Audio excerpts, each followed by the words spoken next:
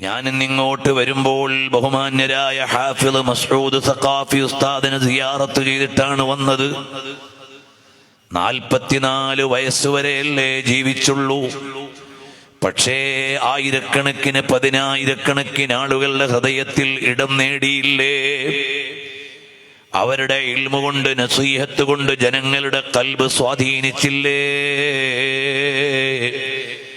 ഖുർആൻ മനഃപ്പാഠമാക്കിയ ഹാഫിളാണ്. നിരന്തരമായി പാരായണം ചെയ്തുകൊണ്ടിരുന്നവരാണ്.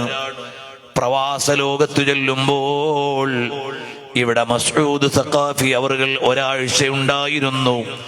എപ്പോൾ വരുമ്പോഴും അവർ ഖുർആൻ ഓതുന്നതായിരുന്നു പതിവെന്ന് മഹാനവറുകൾ താമസിച്ചിരുന്ന വീട്ടുകാർ എന്നോട് പറഞ്ഞു. എനിക്ക് തന്നെ അനുഭവമുണ്ട്. അങ്ങനെ ഖുർആൻ കൊണ്ട് ജോലിയായി, ഇൽമു കൊണ്ട് ജോലിയായപ്പോൾ ഒരു ചെറുപ്പക്കാരൻ മരണപ്പെട്ടപ്പോ എത്ര ആളുകളുടെ ഹൃദയമാണ് സ്വാധീനിച്ചു പോയത്, എത്രയാളുടെ ഖൽബിലാണ് ഇടം നേടിപ്പോയത്. നമ്മുടെ ജീവിതം അല്ലാഹുവിന്റെ റിളയിലായാൽ മരണം കൊണ്ട് മരിക്കൂല. അതേ സമയത്ത് നമ്മൾ അല്ലാഹുവിന്റെ തൃപ്തിയില്ലാതെ അല്ലാഹുവിനെ അറിയാതെ ജീവിച്ചാൽ ജീവിതകാലത്തു തന്നെ മരിച്ചതിന് തുല്യമാണ്.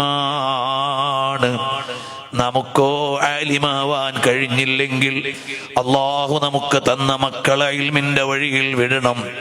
ഉമ്മയ്ക്കും ഉപ്പയ്ക്കും നാളത്തേക്കുള്ള വലിയ പ്രതീക്ഷയാണ്. നമ്മുടെ മക്കളെ അല്ലാഹുവിന്റെ റിളയിൽ പഠിപ്പിക്കണം.